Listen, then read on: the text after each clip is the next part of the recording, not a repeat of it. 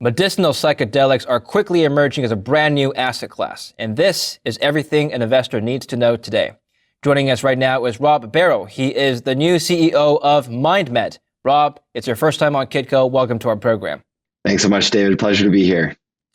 I've spoken to your predecessor, the previous CEO of MindMed, J.R. Rand, several times, and I have a good sense of what your company does. So I'm curious to get a take of what you plan to do differently or keep the same. But first, let's talk about the company at large. So psychedelics, why is this important for not just investors, but society at large?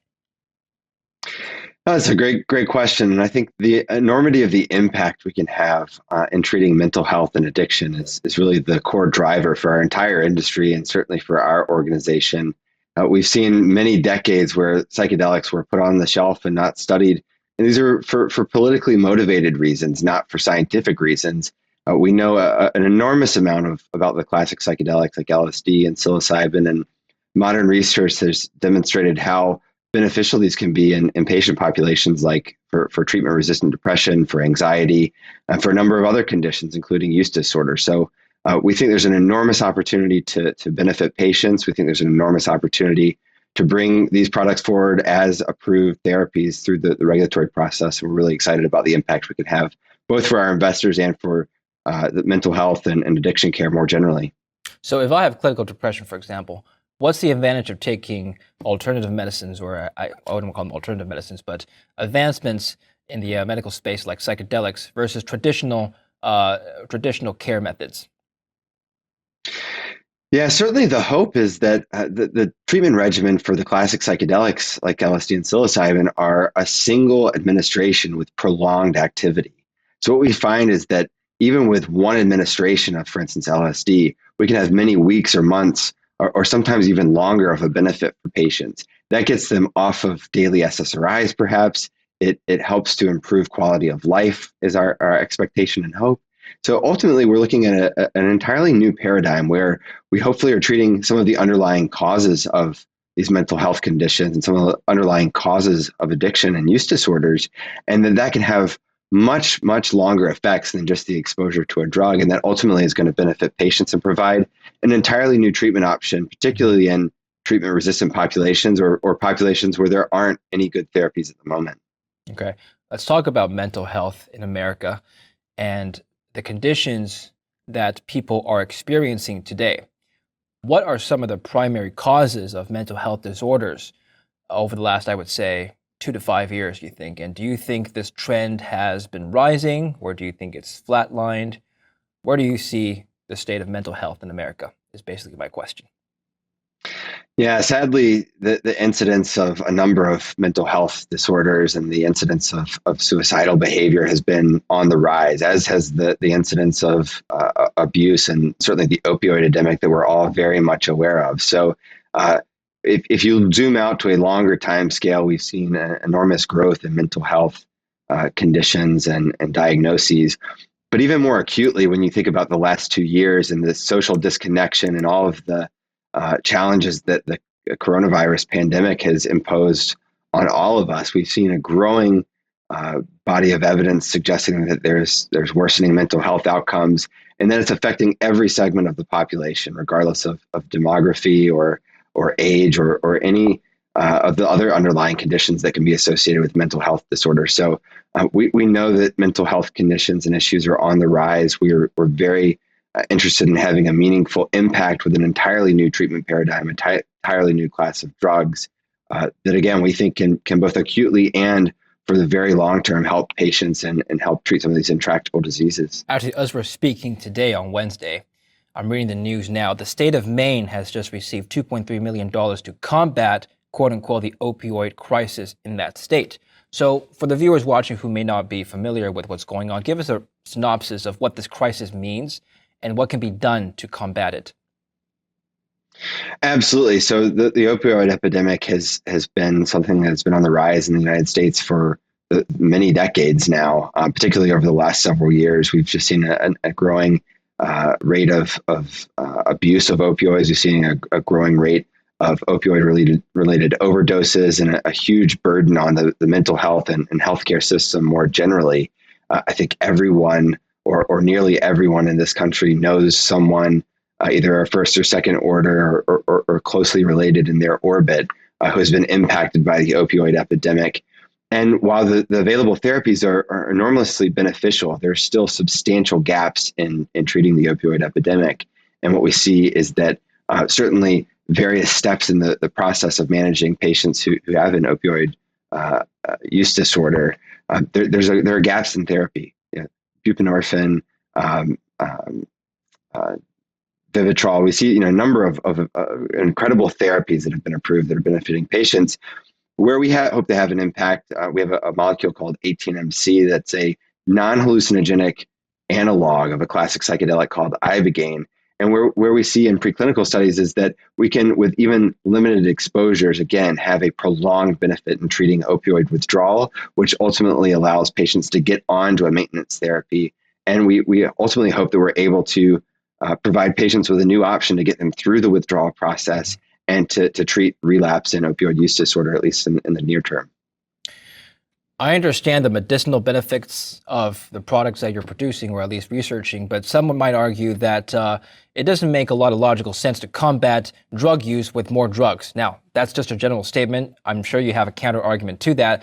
But here's the argument from skeptics. Why not try to invest in social programs to try to help these people who are addicted or have substance abuse? Why not try to improve their lifestyle organically and naturally instead of injecting themselves with, well, not injecting, but ingesting rather, more drugs, more synthetic materials? How do you respond to that? I think the answer is a both and. We think that social programs and certainly therapy programs are an incredible asset to the community and something that needs to be utilized broadly and highly accessibly in order to have the kind of long-term and overall societal impact that we all hope for. As drug developers, our goal is to bring new tools to the toolkit of providers and healthcare providers out in the real world who can ultimately benefit patients. What we do see, as opposed to many other therapeutic classes, is that with a single use application or a acute exposure with more prolonged effects, it's an entirely new treatment paradigm where we're not necessarily saying take one of these for the rest of your life, but where we can actually we can be complementary to social and therapeutic engagement of patients and ultimately try to set their lives on a new trajectory, right? If we can have an intervention that drives meaningful personal or social impact at an individual level, that can both have a direct pharmacological impact on a patient, but it can also reset the trajectory and their contextualization of their condition and ultimately put them on a better path forward that's going to be even further improved by the social and psychotherapeutic programs that you're mentioning. So I think really the answer is it can be both, and it needs to be both to have the overall kind of positive impact we're hoping for. Great. So let's talk about your company now, MindMed. You're listed on both NEO and NASDAQ now. Congratulations on the listing. Spoken to J.R. Runn, the previous CEO. I'd like to get your take on what you might want to do differently with the company now that we've had a change of leadership. Yeah, I think the real reality is that this year has been a major evolution for the organization, certainly transition at the CEO office and really a build out of our team and our infrastructure. We've grown substantially in terms of our talent. We couldn't be more excited about the individuals we've been able to bring in, including from a number of the top big pharma organizations. We've been really thrilled with the ability and the passion of our team, who have come from very stable, well-suited jobs in big pharma and see the enormous opportunity and the impact and the environment that we are building here and the kind of long-term value we can drive.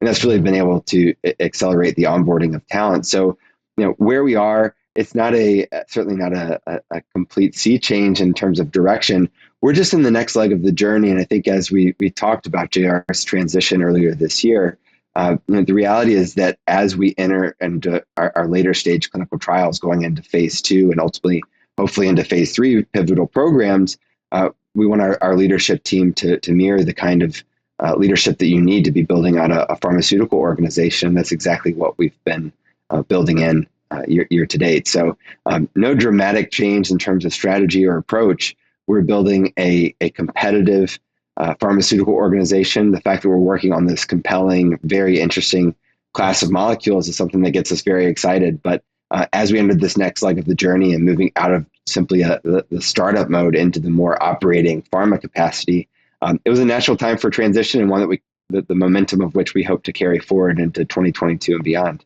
Excellent. So as an investor, I might ask you, I'm looking at the share price, and you've had tremendous growth in the last year. I'm just looking at this chart that we have up on the screen now. In July of 2020, you were at 33 cents a share. Now you're at $2.06. So that's a tremendous growth rate over the last year. However, the share price has stagnated in the last couple of months. So what is your next step in generating shareholder value? Certainly, as we've progressed through our development programs, a lot of the infrastructure build out in 2021 has been so that we can accelerate that growth and growth in value as we go into 2022 and beyond. We're very rapidly approaching entering our phase two clinical trials that have been looked at very closely by the investor community. There are some additional data readouts coming from the more industry at large. Most recently, a phase two readout from Compass Pathways of psilocybin and treatment-resistant depression. We also have, through a partnership with a Swiss group at University Hospital Basel, some data that will be coming out in early 2022. So certainly, as we progress through clinical milestones, through regulatory milestones, and have some positive developments, we continue to continue that momentum that in the longer time span will continue the growth of the organization.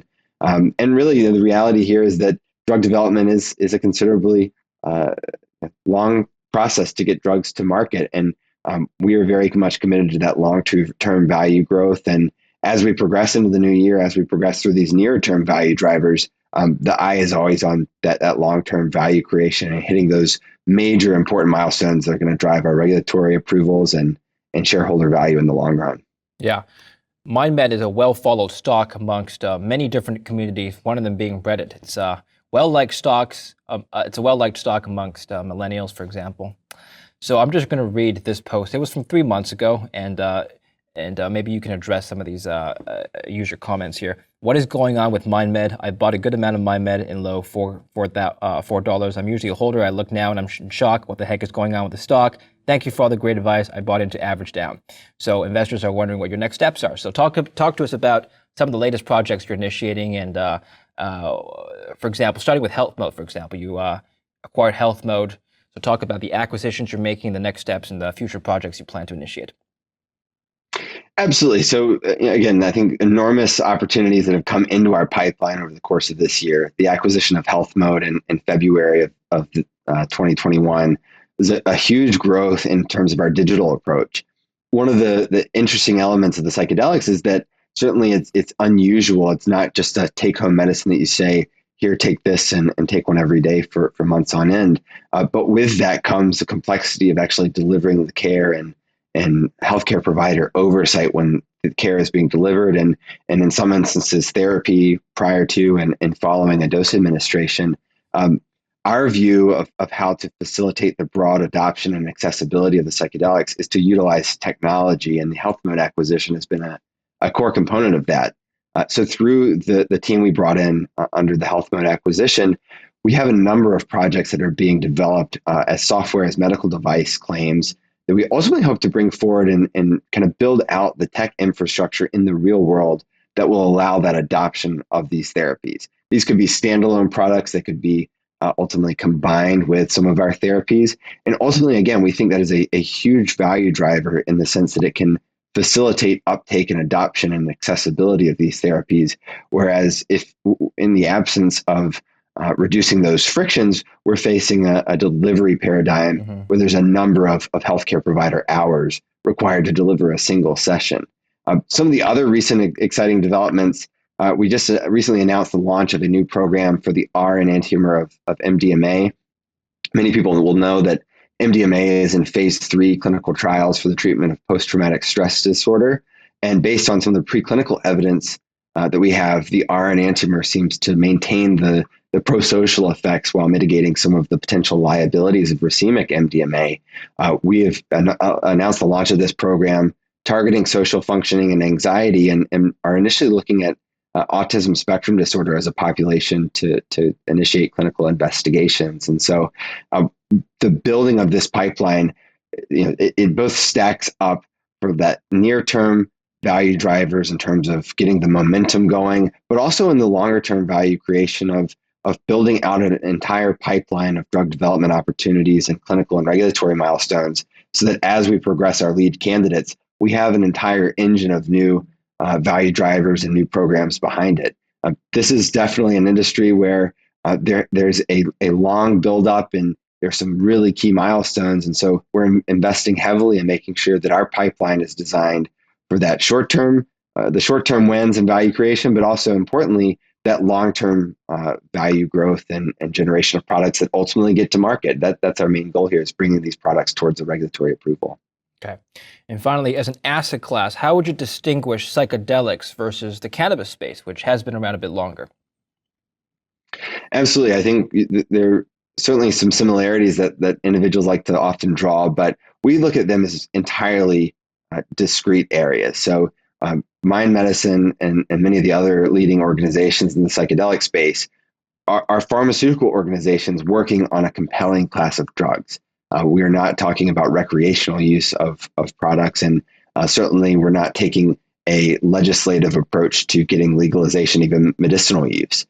Our process is both worldwide in terms of the FDA and the EMA and other countries to take these molecules through clinical trials, through regulatory pathways, and ultimately towards national FDA and EMA regulatory approvals that will allow them to be adopted by the healthcare system, not outside of it. And so as you think about this industry, it is certainly drawing on the best of the historical evidence in this space, but utilizing a very standard and very compelling playbook of how you get drugs into patients. And ultimately, we think that will lead to more patients having access to the therapies, better reimbursement, and ultimately a better revenue model for these organizations. Excellent.